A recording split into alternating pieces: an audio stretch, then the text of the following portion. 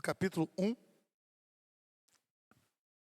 Evangelho segundo o apóstolo João, capítulo 1.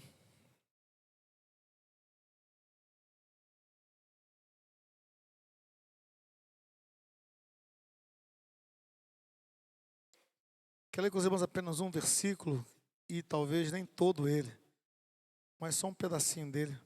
1:46. Não, vou ler todo ele. É melhor.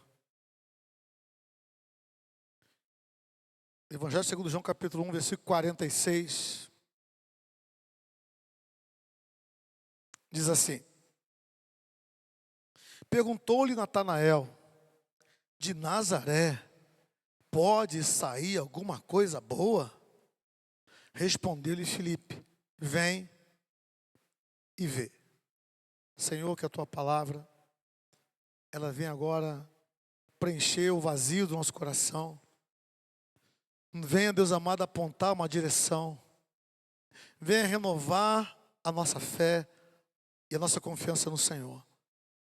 Pai, em nome de Jesus, faça muito mais do que eu pedi, do que eu pensei, do que imaginei. Te peço uma ação do Seu nosso meio, uma ação diferente, poderosa, gloriosa, na vida de cada um. Eu sei que o Senhor está aqui. Eu sei que a tua presença aqui é real, é verdadeira, é genuína. Quem está na transmissão online vai sentir a presença de Deus em nome de Jesus. Quem está aqui nesse ambiente culto vai sentir a presença do Senhor aqui nesse lugar em nome de Jesus. Que o Senhor fale conosco, Pai. Em nome.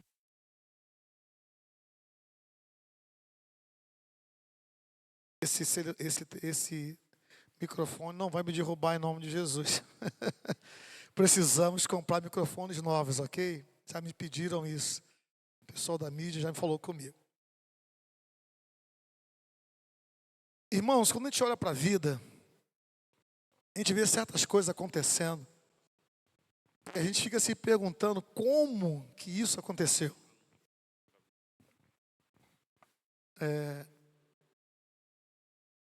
No futebol, nos esportes, é até mais comum isso acontecer, né? Um time pior ganhar de um time melhor preparado, com mais dinheiro. Assisti um jogo, não assisti totalmente o jogo, mas algumas partes do jogo, de dois times lá da Inglaterra. O Manchester United, enfrentando um time que eu nem guardei o nome, da 4ª divisão inglesa, um time praticamente desconhecido, e aquele time conseguiu segurar o empate, a prorrogação, e nos pênaltis ganhou do gigante Manchester United. Algo improvável, muito improvável. O que a gente ouviu aqui do testemunho da Ariadne é mais algo improvável que aconteceu. Que um coração normalmente espelhe aquela proteção, mas o Deus do improvável fez o improvável acontecer de novo. E o milagre aconteceu em nome de Jesus. O tema dessa noite, irmãos, é os improváveis. Há um livro escrito sobre isso, de um autor conhecido. Ele até participou de um dos nossos encontros dos pastores lá no Rio. E o livro dele se chama Os Improváveis, né? Por que que Deus escolhe os improváveis? Por que que Deus escolhe pessoas que, aos olhos do mundo, da sociedade, e muitas vezes dela mesma, são pessoas que não têm probabilidade nenhuma de dar certo, probabilidade nenhuma das coisas funcionarem, probabilidade nenhuma de prosperar, de ser feliz? Por que que Deus faz essas escolhas? E a minha indagação também vai na mesma linha, porque, biblicamente falando, pessoas ou coisas que parecem fracas, inadequadas ou sem valor, é justamente essas coisas e pessoas que Deus escolhe. Que o Senhor separa, que o Senhor usa.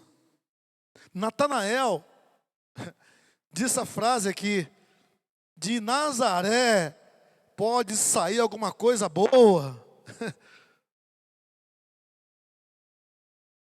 Eu estava conversando com uma pessoa, ela falando da história dela, muito tocante, muito emocional e emocionante ao mesmo tempo.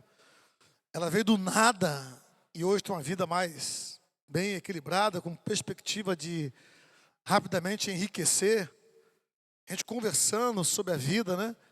E a gente chegou a essa conclusão, eu e com ele: rapaz, nós somos dois improváveis, que aos olhos do mundo, eu não estaria aqui onde eu estou, nem você estaria onde você está.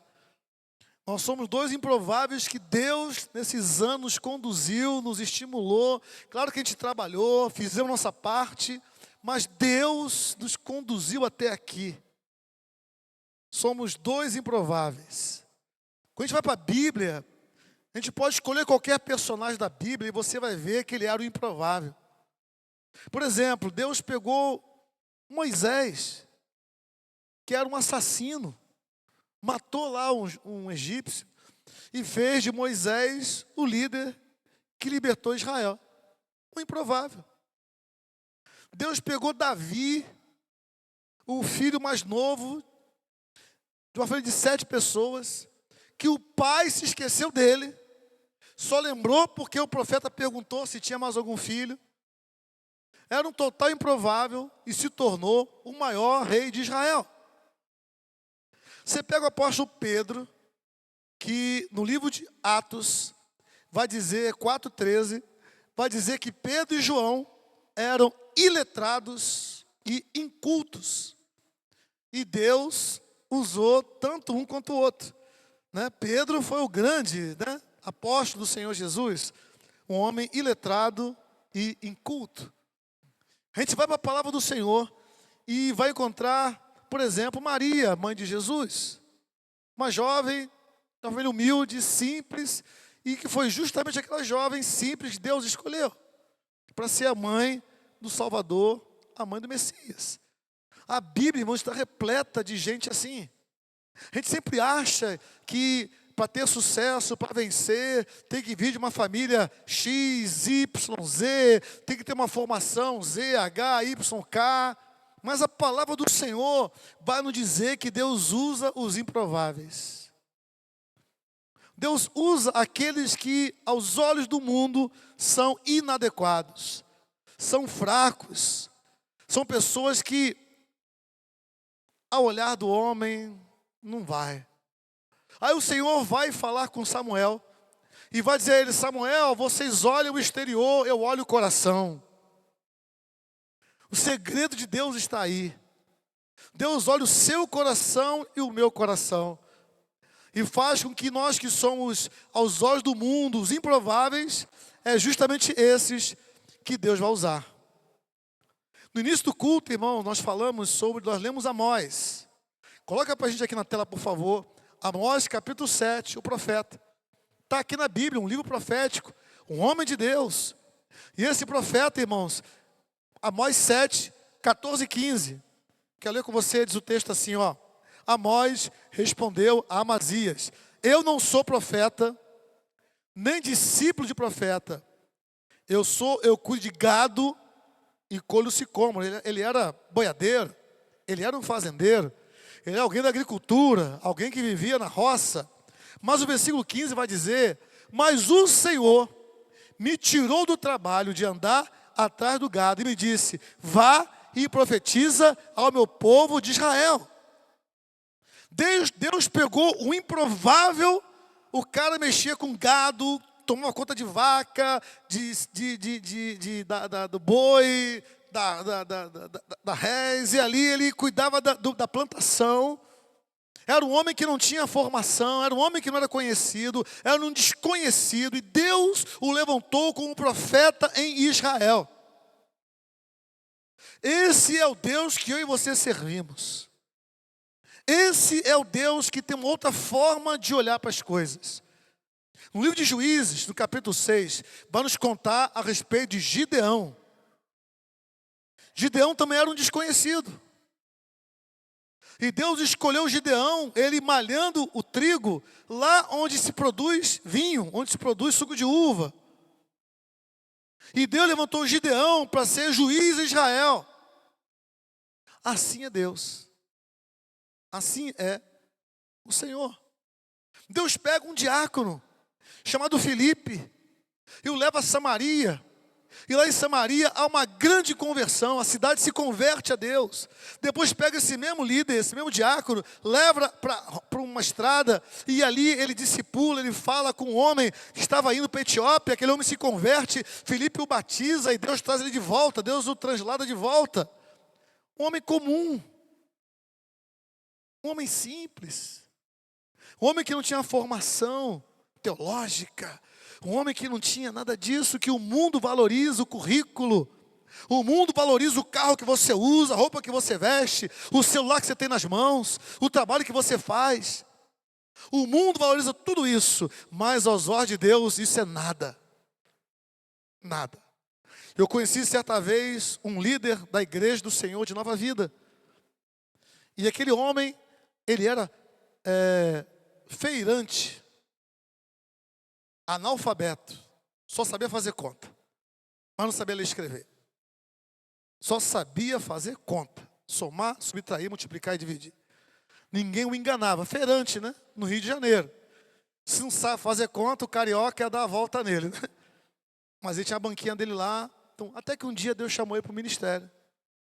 Quando ele foi ser apresentado ao bispo da denominação, o pastor, ele era líder na igreja, e o pastor viu nele um chamado pastoral, levou ele ao bispo da denominação. O bispo falou: pastor, como é que eu vou ordenar esse homem ao ministério pastoral? Ele é analfabeto, ele não consegue nem ler a Bíblia. Como é que ele vai ensinar as pessoas da igreja? Como é que vai ser isso? Aí o líder falou assim: bispo, me dá um mês. Tá bom. Ele foi para casa, esse pastor chamou esse obreiro e alfabetizou ele em um mês. Em um mês, aquele homem aprendeu a ler e a escrever. Devagarzinho, mas aprendeu a ler. Não lia como nós lemos, mas ali. Moral da história. É uma das maiores igrejas de Nova Vida no Rio de Janeiro. Fica lá em Nova Iguaçu. Enorme a igreja. Esse espaço aqui, na igreja dele, daria umas 8 igrejas desse tamanho dentro dela. Tem 5 cultos no domingo. 5 cultos no domingo. E todos os cultos, quase tudo lotado. Um homem que ninguém dava nada. Analfabeto, não sabia ler e escrever. E Deus o levantou. Assim é Deus. Deus tem um processo diferente. Não estou desprezando o conhecimento. Que é importante você ter o conhecimento. É importante você estudar. É importante você se preparar. O que eu estou querendo dizer é que Deus, Ele tem uma forma de fazer as coisas diferentes. Bem diferente do que o mundo faz. E nesse sentido, quero ler com você 1 Coríntios capítulo 1, que vai nos revelar que forma é essa, de uma maneira mais clara, que Deus faz as suas escolhas. 1 Coríntios capítulo 1, versículo 26. Quando eu fui chamado para ser pastor da igreja, eu me indaguei. Falei: Senhor, eu trabalho o dia inteiro. Estou fazendo faculdade. Não tenho tempo, Senhor. Como é que vai ser isso? E entrei numa crise existencial com Deus. Uma crise, eu e Deus. Como é que vai ser isso, Deus? Até uma hora que Deus ministrou meu coração, e nos anos eu fui entender que eu era um dos improváveis que Deus escolheu. 1 Coríntios capítulo 1, versículo 26. Irmãos, reparai, pois, na vossa vocação. Visto que não foram chamados muitos sábios segundo a carne, nem muitos poderosos, nem muitos de nobre nascimento. Pelo contrário, Deus escolheu as coisas loucas do mundo para envergonhar os sábios, e escolheu as coisas fracas do mundo para envergonhar os fortes. E Deus escolheu as coisas humildes do mundo e as desprezadas, e aquelas que não são, para reduzir a nada as que são, com propósito, a fim de que ninguém se vanglorie na presença de Deus. Eu fiquei me perguntando, irmãos, por que Deus tem essa forma de escolher? E o Espírito Santo começou a ministrar no meu coração pelo menos 5 motivos. Primeiro motivo, porque que Deus escolhe os improváveis para revelar o poder dele. Ele pega alguém que não é nada, manifesta o poder naquela pessoa, e ninguém vai dizer que foi ela, vai dizer que foi Deus. Foi Deus quem fez. Foi Deus quem realizou. Não foi a força do homem. Não foi o conhecimento nem a formação dele. Foi a presença de Deus. Foi o poder de Deus. Um segundo motivo, irmãos, que eu vejo, é que Deus quer manifestar a sua glória. Que as pessoas veem alguém improvável, e esse improvável começa a prevalecer, começa a vencer, começa a crescer, começa a avançar. E esse improvável vai estar dando glórias a Deus. Deus vai ser glorificado. Obrigado, Senhor, pelo Davi. Obrigado, Senhor, pelo Gideão. Obrigado, Senhor, pelo Amós. Porque se Amós dissesse, Deus, eu não quero não, eu quero continuar tomando conta do gado aqui. Não, Deus, eu não quero não, eu não sou capaz não. Deus continua tomando conta das ovelhinhas aqui em Israel. Deus, eu não quero não, Deus continua sendo pescador aqui, me deixa quieto, Senhor. Pedro não teria sido o que foi. A glória é toda de Deus. Um outro motivo que eu vejo, irmãos, é a manifestação pura da graça de Deus. Nós não merecemos. Não merecemos. Mas a graça de Deus vem sobre nós e faz algo extraordinário na vida da gente, nos tornando os improváveis que se tornam nas mãos dele prováveis. Prováveis. E um último motivo que eu vejo, quando Deus pega o improvável e manifesta nele o seu poder, que através daquele improvável a sua glória vai se manifestar, através daquele improvável a graça do Senhor está presente. Eu vejo, amados, uma quarta motivação de Deus, que é mudança. Quando Deus pega o improvável, Ele vai trabalhar naquela pessoa de tal forma que vão dizer, mas você não era o filho do carpinteiro? A sua mãe não é Maria? Seus irmãos não estão aqui no meio de nós? Jesus Cristo. Deus, Ele vai mudar o improvável. Vai trabalhar o caráter, a índole, a forma de ser daquele improvável. A mudança do interior que vai se refletir no exterior. Quantas pessoas você conhece, irmãos, que eram viciadas, que eram aí sem teto, que não tinham condições financeiras alguma, e hoje são reconhecidamente líderes na casa do Senhor? Vou citar um exemplo. Eu estou passando muitas vezes agora lá. Pastor Pedro Noia, com BC. Não é à toa que o nome dele é Pastor Pedro Noia. Noia, você sabe o que é noia, né? É o viciado. Esse pastor, irmãos, estabeleceu uma igreja num local super estratégico, ali em Gaivotas. Uma igreja enorme, um imóvel novinho em folha, uma obra assim, muito bonita. Discordo de algumas coisas, no lugar dele eu faria de outro jeito, mas cada um é cada um.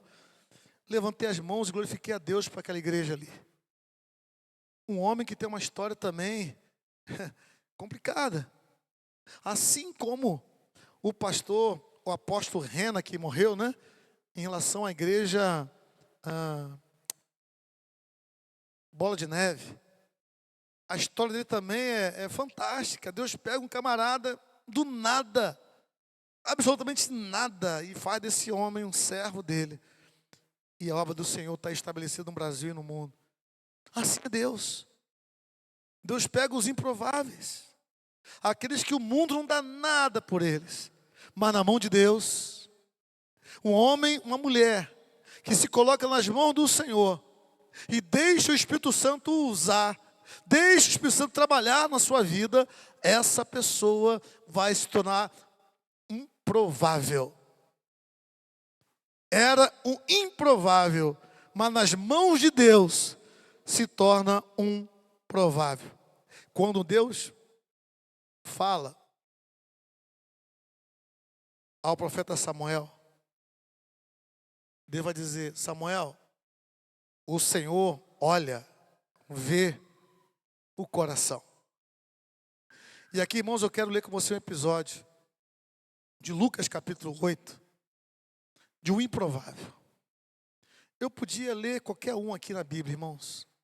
Tem um monte de gente improvável na Bíblia, e que Deus fez coisas extraordinárias através delas. O que negou ao Senhor 3 vezes, Pedro. O que perseguia a igreja, o apóstolo Paulo. Qualquer um desses, poderia usá-los aqui como exemplo, mas eu quero escolher um na Bíblia, escolhi um na Bíblia anônimo. Um que a Bíblia, o texto sagrado, não diz o nome, mas a sua história está aqui registrada na palavra do Senhor. Lucas capítulo 8, versículo 26, vai dizer assim: Então rumaram para a terra dos Gerazenos, fronteira da Galileia. Logo ao desembarcar, veio da cidade ao seu encontro um homem possesso de demônios. Que coisa! Que havia muito não se vestia, nem habitava em casa alguma, porém vivia nos sepulcros. E quando viu a Jesus, prostrou-se diante dele, exclamando e dizendo em alta voz: Que tenho contigo, Jesus, Filho de Deus Altíssimo, rogo-te que não me atormente. Porque Jesus ordenara ao espírito imundo que saísse do homem, pois muitas vezes se apoderara dele. E embora procurassem conservá-lo preso com cadeias e grilhões, tudo despedaçava e era impedido pelos demônios, e era impelido pelos demônios para o deserto. Perguntou-lhe Jesus qual o seu nome, respondeu ele: Legião, porque tinha entrado nele muitos demônios. Rogavam-lhe que não os mandassem para o abismo. Ora, andava ali pastando no monte uma grande manada de porcos. Rogaram-lhe que lhe permitisse entrar naqueles porcos, e Jesus o permitiu. Tendo um demônio saiu do homem, entrado nos porcos, e a manada precipitou-se despenhadeira abaixo, para dentro do lago, e se afogou. Os porqueiros, vendo o que acontecera, fugiram e foram anunciá-lo na cidade e pelos campos. Olha para cá, por favor. Você leu a Bíblia comigo. Um homem possesso, não de um demônio, mas de muitos demônios. Um homem perturbadíssimo. Um homem que as pessoas tinham até medo dele. E quando Jesus encontra aquele homem, Jesus viu algo nele que ninguém viu. Jesus enxergou algo nesse homem que ninguém enxergou. Esse homem era mais um dos improváveis, mais um da galeria: Gideão, Davi, Moisés, Pedro. Jesus viu nele o improvável. E ninguém tinha visto isso. Ninguém enxergou isso. Mas Jesus enxerga isso. Eu quero dizer a você que nessa noite, em nome do Senhor, que Jesus enxerga o seu coração. Que Jesus enxerga você. Que Jesus está vendo o seu coração nesse instante. Está contemplando o seu coração nesse instante. E diferentemente desse homem que era possesso de demônios, eu digo a você: o Espírito Santo habita em você, não é demônios. Você não tem demônio na sua vida, mas você tem a presença santa do Espírito de Deus. O texto continua. Eu não vou ler o restante do texto, eu quero saltar. Eu quero ler com você a partir do versículo 38 e encerrar aqui a leitura da história desse homem. O homem de que tinham saído os demônios rogou a Jesus que o deixasse estar com ele. Jesus, porém, o despediu dizendo: volta para casa, conta aos teus tudo que Deus fez por ti. Então, diz a Bíblia, foi ele anunciando por toda a cidade todas as coisas que Jesus lhe tinha feito. Jesus pegou um homem improvável, o homem endemoniado, libertou aquele homem, para que aquele homem pudesse se tornar o primeiro missionário da Bíblia. O primeiro evangelista, fora os apóstolos de Jesus, fora os discípulos de Jesus. Um homem anônimo, um homem que a gente não sabe o nome dele, mas que o Senhor conhece.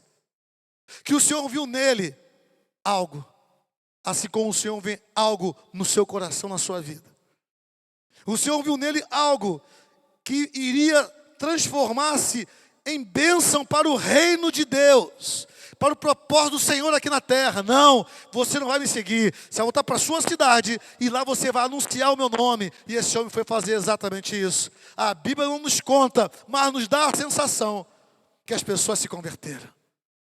Nos dá a sensação que pessoas chegaram, conheceram Jesus através desse homem, através desse testemunho, através desse missionário, através desse evangelista.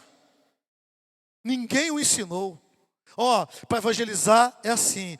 Para fazer missão é assim. Ninguém fez isso. O próprio Espírito Santo que passou a habitar nesse homem o comissionou. O próprio Espírito Santo o usou. O próprio Espírito Santo trabalhou na vida desse homem. Esse homem se tornou um pescador de almas. O improvável. Não, pastor. 2 desculpas que a gente dá. Pastor, eu sou fraco. Eu não tenho formação. Pastor, igreja, irmãos, até queria, até tenho vontade, mas sou fraco. Desculpa muito comum que a gente ouve. Outra desculpa. Pastor, meu passado. As coisas que eu fiz lá atrás. Pastor, como gostaria de fazer a obra do Senhor, como gostaria disso, gostaria daquilo, mas olha, o meu passado me condena, o meu passado me mantém como alguém improvável, as minhas fraquezas me mantêm como alguém improvável, os meus erros, os meus defeitos de caráter, os meus defeitos de personalidade me tornam uma pessoa improvável. Eu sou uma pessoa difícil, eu sou uma pessoa de pavio curto, eu sou isso, eu sou aquilo. E a gente vai dando desculpas e reforçando que somos os improváveis. Mas é justamente você que Deus quer. É justamente você que Deus quer usar. É justamente você que Deus pode salvar uma nação inteira. É justamente você que se acha fraco, que olha para trás, que se acha que não tem formação, não tem cultura. Quem sou eu? Coitadinho de mim. 2 textos. Bota para nós aqui. 2 Coríntios 12, 9. São as 2 últimas referências. 2 Coríntios 12, versículo 9. Diz assim: Deus falou com o apóstolo Paulo. Então ele me disse: a minha graça, o que basta para você, porque o poder se aperfeiçoa na... Então, meu amigo, pare de falar que está fraco, com os defeitos, suas dificuldades. O poder de Deus precisa se manifestar aí, nessa fraqueza. O poder de Deus vai fazer com que o fraco diga: eu sou forte. A glória é para Ele, não é para você não. É o nome dele que vai ser louvado através da sua vida. Então para com a desculpa de dizer que é fraco. Para com a desculpa de dizer que não tem formação, não tem conhecimento, não tem treinamento. Se fizesse o curso assim, se eu fizesse o curso assado. Se eu passasse 4, 5 anos no curso de teologia. Se eu fizesse assim um curso qualquer. Esqueça isso em nome do Senhor. Deus quer te usar hoje. Deus te separou hoje, agora, para ser usado, para você ser usado por Ele em nome de Jesus. Senhor, eu não tenho tempo. Senhor, eu sou uma pessoa muito ocupada, Senhor, e tal. Para com a desculpa. O poder dele se aperfeiçoa na fraqueza. Sabe do passado? Na mesma carta, o apóstolo Paulo, 2 Coríntios capítulo 5, versículo 17, vai dizer assim, e assim, se alguém está em Cristo, é nova criatura, e as coisas antigas, já passaram. O seu passado passou. O que você fez, deixou de fazer, seus erros, seus arrependimentos, Deus fala assim: eis que se fizeram novas. Não use o seu passado para limitar Deus de fazer o que Ele quer fazer através de você. Não use o seu passado para dizer: poxa, queria tanto, mas não posso. Já fui assim, já fui assado. Exatamente. Você já foi, mas não é mais. Porque Deus habita em você. Jesus perdoou seus pecados. Ele entrou na sua vida. Ele lavou você com o sangue dele precioso. Você é nova criatura, você agora é filho de Deus. Você faz parte da família de Deus aqui na terra. Você é um servo, uma serva do Altíssimo. Um discípulo de Cristo. Através de Jesus, irmãos, Ele nos resgatou. Eu percebo nesses dias que há uma necessidade, uma urgência no coração de Deus. O que Deus queria fazer ou quer fazer, Ele está contando comigo e com você. Só que o relógio de Deus, irmãos, o tempo de Deus, as coisas de Deus estão se apressando.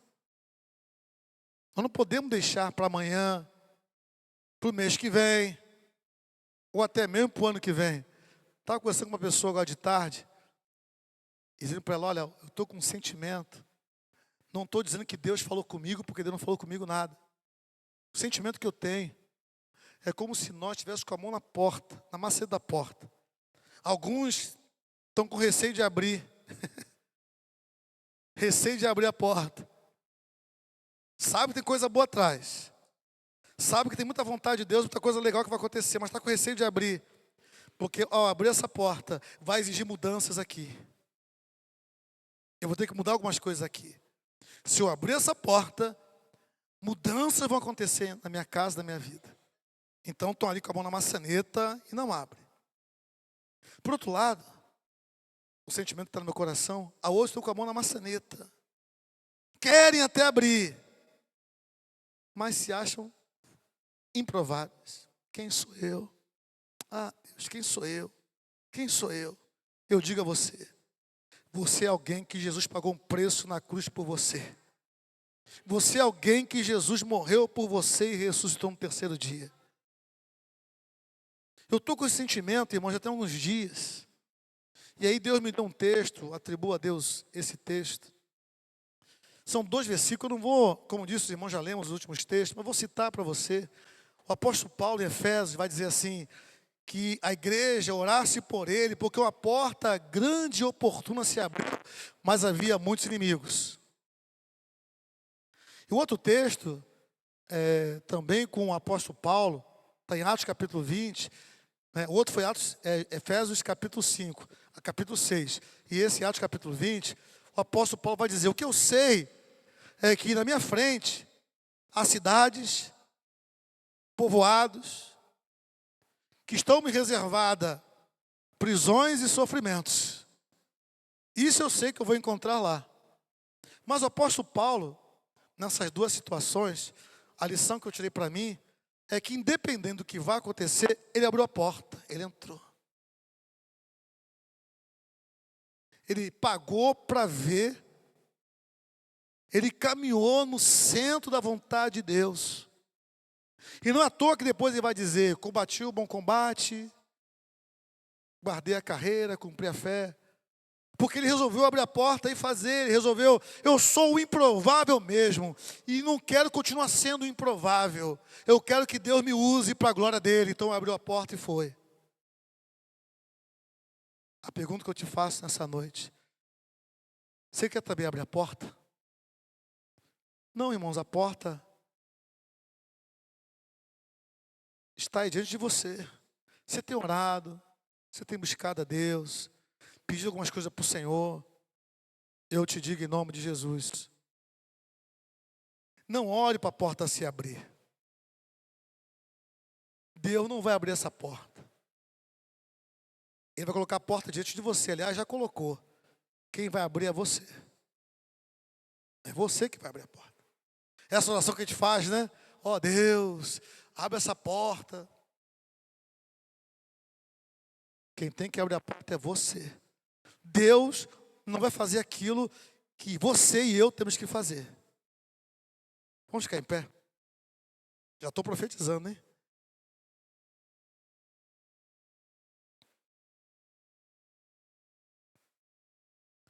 Amós, Deus não faz coisa alguma sem antes revelar aos seus servos, os profetas. Em nome de Jesus.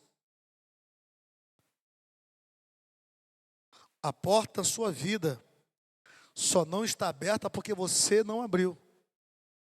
Não é demônio, não. E também não é Deus, não.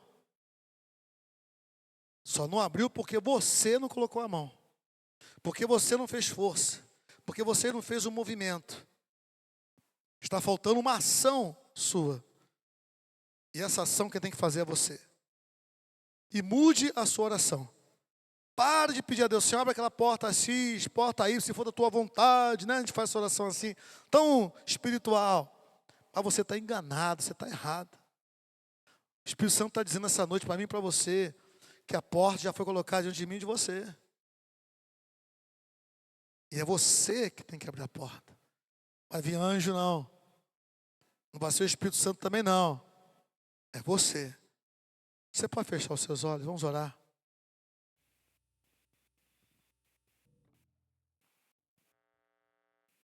Pai, em nome do teu Filho Jesus, a tua palavra diz, eis que estou à porta e bato. Se alguém abrir, olha aí. Quem nem que abrir somos nós. Nunca foi Deus, nunca foi anjos.